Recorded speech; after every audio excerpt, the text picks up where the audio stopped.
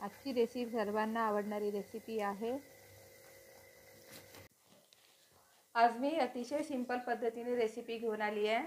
ब्रेडची recipe आहे आणि bread pakoda आहे।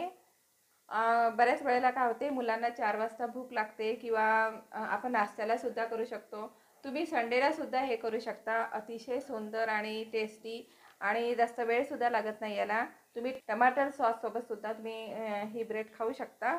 चला, कशी वाटली रेसिपी आणि ही रेसिपी कशी करायची पटकन मी तुम्हाला 2 मिनिटांमध्ये करून दाखवणार आहे।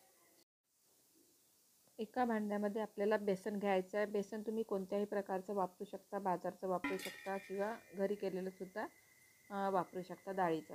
आणि त्यामध्ये आपल्याला थोडीशी तांदळाची पीठ टाकायची आहे।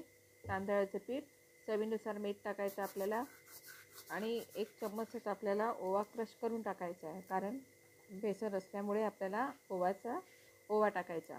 आणि त्यामध्ये आपल्याला कोथिंबीर टाकायची। कोथिंबीर थोडीशी बारीक चिरून टाकायची। कोथिंबीर टाकल्यामुळे टेस्ट खूप छान येते।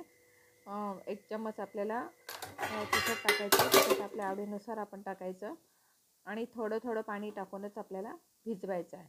एकदम पाणी टाकायचं नाही, कारण थोडं पाणी टाकल्यावरच आपल्याला अंदाज कळतो की त्यामध्ये आपल्याला पाणी किती टाकायचं आहे।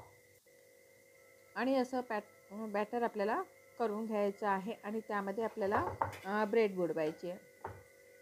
आता साधीच अशी ब्रेड घेतलेली आहे आणि त्याला मधातून भाग पाडले आहे, त्रिकोणी अशी ब्रेड। आणि एका साईडला तेल गरम करायचं आणि तेल गरम झाल्यानंतर आपल्याला त्यामध्ये ब्रेड सोडायची आहे। आता एका कढईमध्ये कमीत कमी 2 ब्रेड सहज मावू शकतात किंवा तुम्ही एक सुद्धा टाकून तसं तळू शकतात। आणि दोन्ही साईडने आपल्याला काय करायचं, चांगली होऊ द्यायची आहे। दोन्ही साईडने झाल्यानंतरच आपल्याला पलटून घ्यायचं आहे। अतिशय सोप्या पद्धतीने आजची रेसिपी आहे।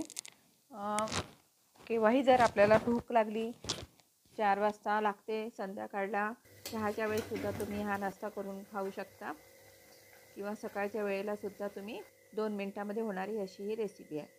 आणि थोडंसं लाल झाली की मग नंतर काढून घ्यायचं। आता ज्या उरलेल्या ज्या ब्रेड होत्या त्या मी परत अशाच काढून घेणार आहे। नाश्ता कोणता करायचा, बऱ्याच वेळेला आपल्याला प्रश्न पडतो।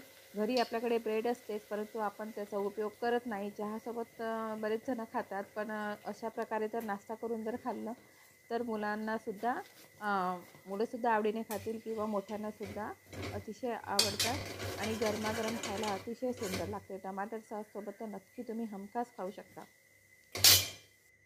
मी तर सिंपल पद्धतीने ब्रेड पकोडा केला आहे, पण तुम्ही केव्हा करता नक्की करून बघा।